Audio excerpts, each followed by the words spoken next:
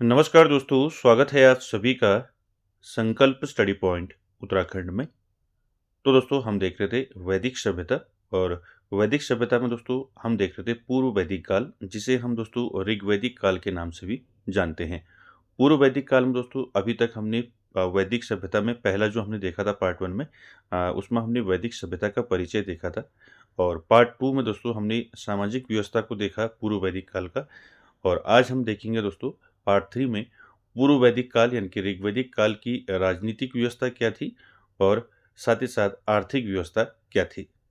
चलिए दोस्तों स्टार्ट करते हैं आज का सेशन। और आप सभी लोग दोस्तों वीडियो के एंड तक जरूर बने रहें। इसका पार्ट 1 और पार्ट 2 आप दोस्तों जरूर देखें। उसके बाद ही दोस्तों आप पार्ट 3 को देखें। चलिए स्टार्ट करते हैं दोस्तों आज का सेशन। देखिए दोस्तों पूर्व वैदिक काल, जिसे हम ऋग्वैदिक काल के नाम से जानते हैं, इसका मैंने आपको बताया था इसका काल कब से कब तक रहा। तो दोस्तों ये रहा आपका 1500 बीसी से लेके 1000 बीसी तक जो है आपका जो है पूर्व वैदिक काल है। ठीक है, इसके बाद हम फिर उत्तर वैदिक काल को देखेंगे। ठीक है, इसमें पूर्व वैदिक काल में मैंने सामाजिक व्यवस्था के बारे में बताया था आपको कि जो सामाजिक व्यवस्था थी उसमें परिवार किस प्रकार का था। ठीक है, साथ ही साथ वर्ण व्यवस्था किस प्रकार की थी। ठीक है, विवाह हो गया, मनोरंजन हो गया, आभूषण हो गया, वस्त्र हो गया, ये सारी चीज़ें मैंने बताई थी दोस्तों आपको सामाजिक व्यवस्था में। आज हम देखेंगे राजनीतिक व्यवस्था और आर्थिक व्यवस्था। ठीक है, यानी कि पूर्व वैदिक काल में राजनीतिक व्यवस्था कैसी थी और आर्थिक व्यवस्था कैसी थी। देखिए दोस्तों राजनीतिक व्यवस्था की बात करें, देखिए राजनीतिक व्यवस्था में क्या था। देखिए पूर्व वैदिक कालीन राजनीतिक व्यवस्था जो है मुख्य रूप से कबीलाई व्यवस्था पर आधारित थी। तो दोस्तों यहाँ पर याद रखेंगे। ठीक है, आपको सीधे क्वेश्चन पूछ लिया जा सकता है। ठीक है, कि पूर्व वैदिक काल में जो है राजनीतिक व्यवस्था का जो मुख्य रूप था दोस्तों, मुख्य रूप से किस पर आधारित थी। ठीक है, तो वैदिक जो पूर्व वैदिक कालीन राजनीतिक व्यवस्था दोस्तों ये किस पर आधारित थी, कबीलाई व्यवस्था। ठीक है, कबीलाई व्यवस्था पर आधारित थी, जिसमें राजा जो है क्या होता था, कबीले का मुखिया होता था। ठीक है, किसका मुखिया होता था, कबीले का मुखिया कौन होता था, राजा होता था। और सभा समिति और विदत जैसी संस्थाएं राजा को सलाह देती थी और जनता के मामले में हस्तक्षेप करती थी। राजा को चुनने में समिति की महत्वपूर्ण भूमिका रहती थी।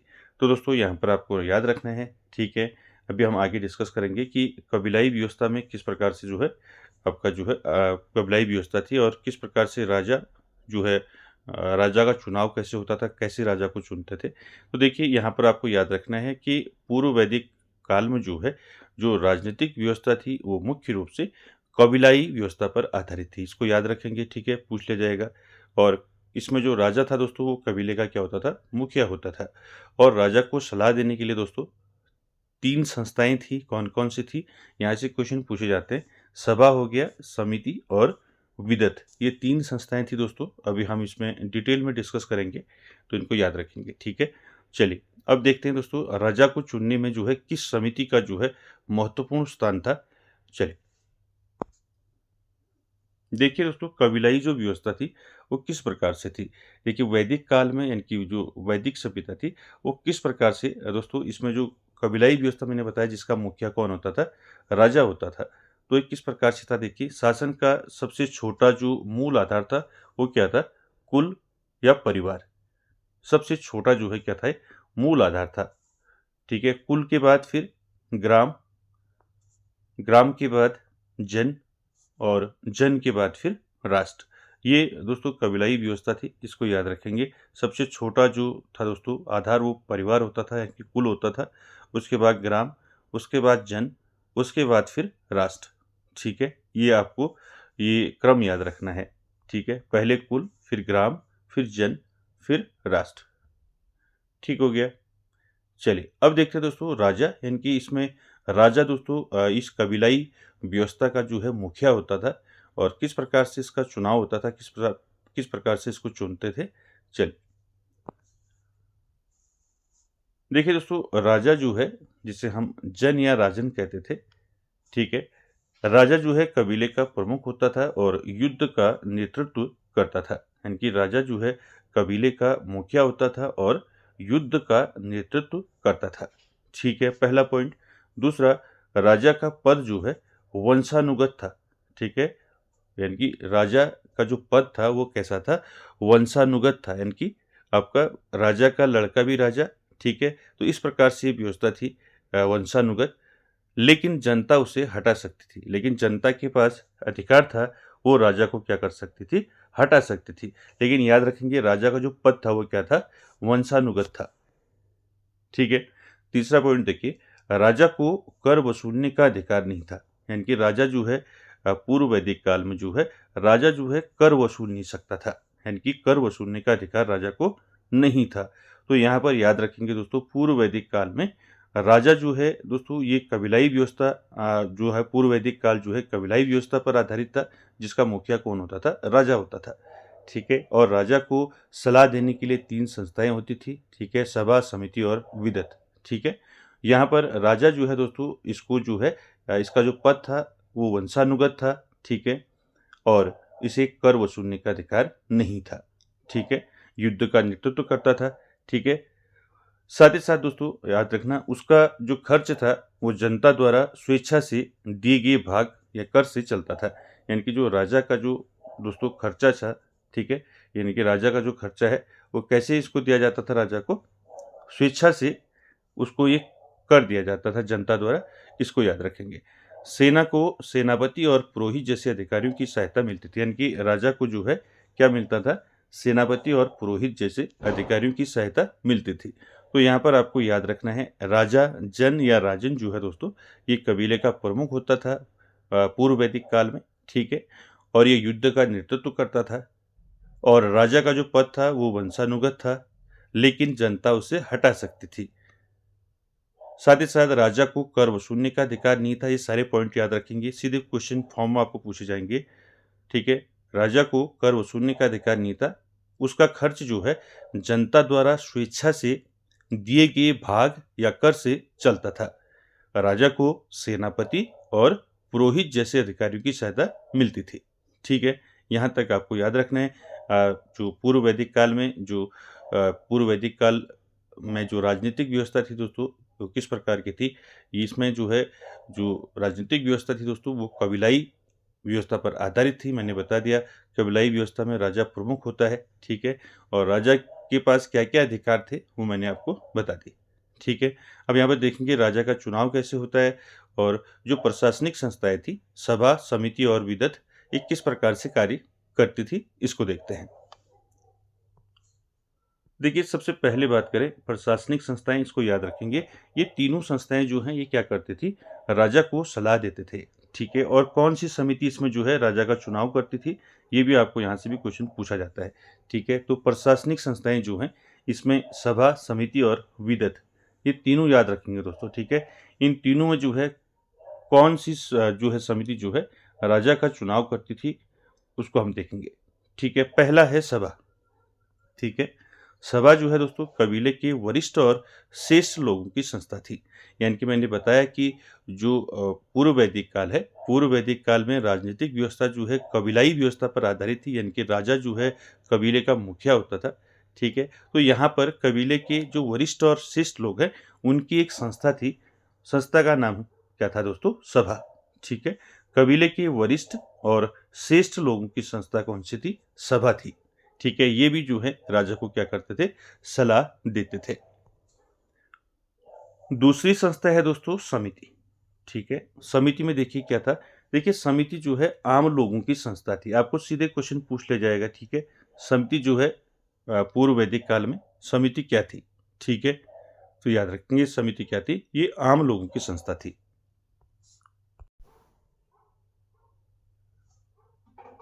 ठीक है, तो दूसरी जो समिति थी दोस्तों थी दूसरी जो थी वो थी आपका समिति। ठीक है, समिति में मैंने क्या बताया आपको, ये आम लोगों की संस्था थी जो महत्वपूर्ण निर्णय लेती थी। राजा का चुनाव करती थी, सीधे क्वेश्चन पूछ ले जाएगा आपको। राजा का चुनाव जो है कौन सी संस्था करती थी पूर्व वैदिक काल में, समिति। ठीक है, सभा, समिति और विदत, ये तीनों याद रखेंगे। ठीक है, और इस संस्था का जो प्रधान होता था दोस्तों वो क्या कहलाता था, ईशान या पति कहलाता था। ठीक है, याद रखेंगे। ठीक है, पहला क्या था आपने पढ़ा, पहले सभा था संस्था, ठीक है, वो श्रेष्ठ और कुलीन लोगों की संस्था थी। दूसरा समिति, समिति जो है दोस्तों ये आम लोगों की संस्था थी, ठीक है, इसमें आम लोग थे, ठीक है, जो महत्वपूर्ण निर्णय लेती थी, राजा का चुनाव करती थी, ठीक है। साथ ही साथ इस संस्था का जो प्रधान होता था उसे क्या क्या कहा जाता था, ईशान कहा जाता था, ठीक है दोस्तों, याद रखेंगे इसको, ईशान या पति, ठीक है। आपको पूछ लिया जाएगा कि पूर्व वैदिक काल में किस संस्था के प्रधान को जो है ईशान कहा जाता था, ठीक है, तो याद रखेंगे समिति, ठीक है, याद रखेंगे इसको। अगला है दोस्तों, अगली संस्था है विदत, ठीक है। विदत क्या था, देखिए, विदत यह सबसे प्राचीन संस्था थी दोस्तों, विदत। इसमें पुरुष एवं स्त्री जो है दोनों भाग लेते थे।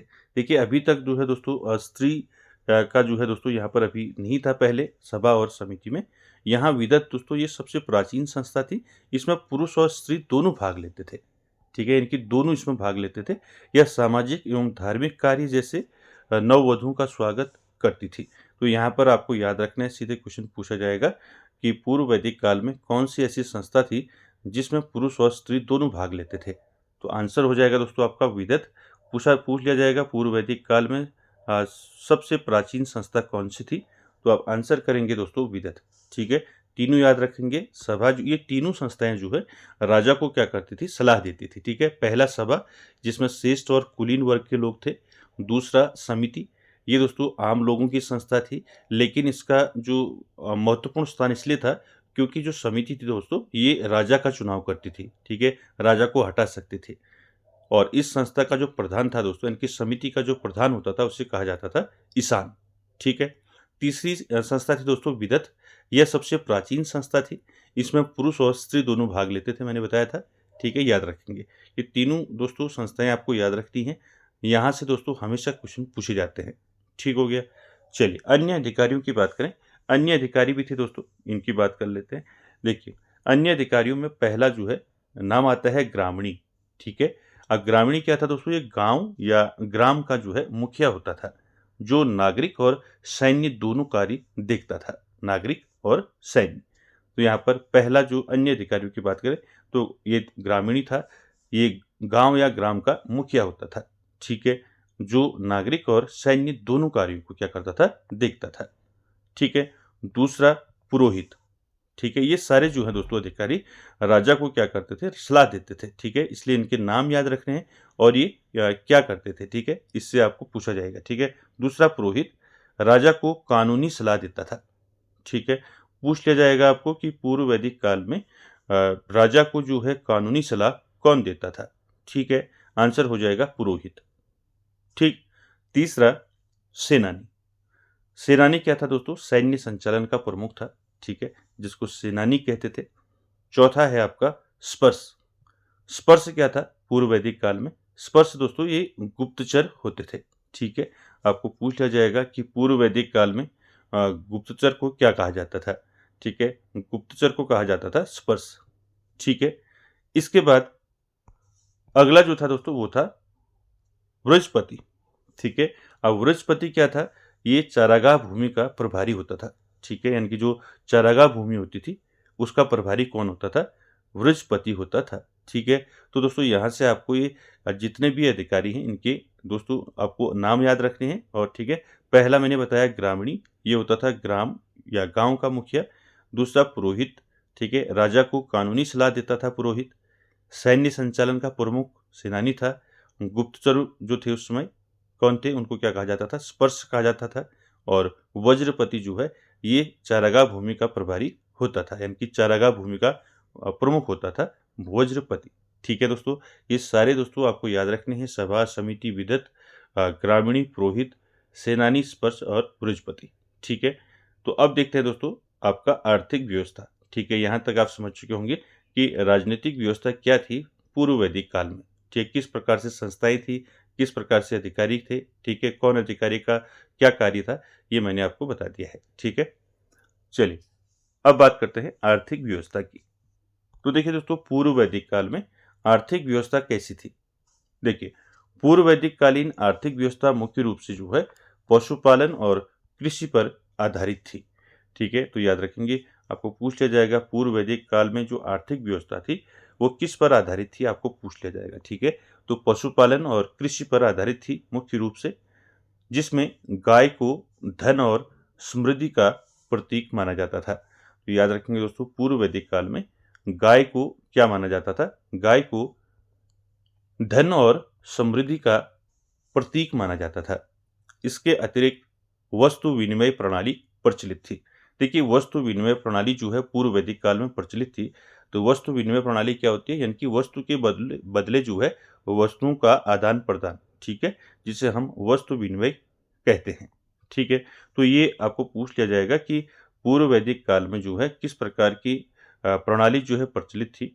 तो वस्तु विनिमय प्रणाली प्रचलित थी और छोटे स्तर के कुटीर उद्योग जैसे बुनाई, बढ़ईगिरी, चमड़े का काम और मिट्टी के बर्तन बनाने का भी विकास हुआ था। इस काल में दोस्तों निष्का या निष्क नामक सोने के आभूषण का प्रयोग विनिमय के लिए किया जाता था। तो दोस्तों यहाँ पर आपको याद रखना है निष्क या निष्का, ठीक है। निष्क क्या था?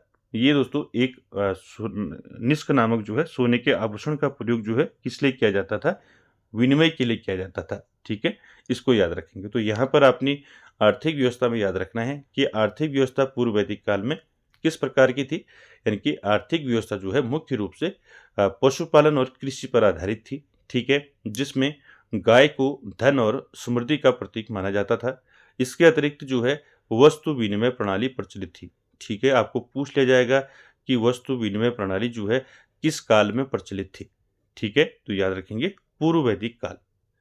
इसके साथ साथ दोस्तों छोटे छोटे कुटीर उद्योग भी जो है दोस्तों उस समय क्या है विकास हुआ था। जैसे आपका बुनाई हो गया, ठीक है, बढ़ईगिरी हो गया, चमड़े का काम हो गया और मिट्टी के बर्तन जो है बनाने का काम जो है इसका विकास हो चुका था। इस काल में निष्क नामक सोने के आभूषण का प्रयोग विनिमय के लिए किया जाता था, ठीक है, याद रखेंगे।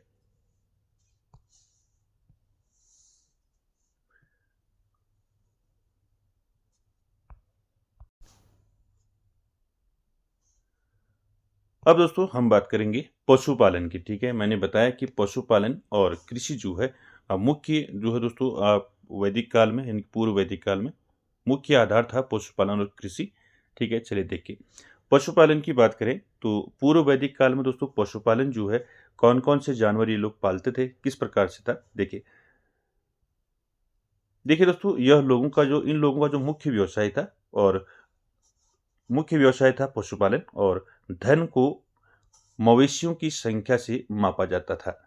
गाय, घोड़े, भेड़, बकरी, गधे और कुत्ते पाले जाते थे। गौधन शब्द जो है मवेशियों की समृद्धि को दर्शाता है। तो यहाँ पर आपको याद रखना है, मैंने बताया पशुपालन और कृषि जो है इनका प्रमुख दोस्तों प्रमुख आधार था, ठीक है। और साथ ही साथ धन को मवेशियों की संख्या से मापा जाता था, यानी कि किसके पास कितना धन है। जिसके पास ज़्यादा धन होता था तो उसके पास जो है ज़्यादा मवेशी होते थे, ठीक है। और गोधन शब्द का जो है दोस्तों प्रयोग होता था, यानी कि गोधन शब्द मवेशियों की समृद्धि को क्या क्या करता है, दर्शाता है, ठीक है। साथ ही साथ हम बात करें कृषि की, ठीक है। तो कृषि में क्या था, देखिए पशुपालन के बाद कृषि दूसरा प्रमुख पेशा था पूर्व वैदिक काल में। खेतों की जुताई हल और बैलों से की जाती थी। फसलों को हाशिए से काटा जाता था और खाद का भी प्रयोग किया जाता था। तो दोस्तों कृषि की बात करें तो कृषि और पशुपालन आपने याद रखना है, ठीक है। इसके अंदर अगर आपको पूछा जाएगा तो यहाँ से आपको पूछ लिया जाएगा कि देखिए कृषि जो है पशुपालन के बाद कृषि जो है दूसरा प्रमुख पेशा था, ठीक है।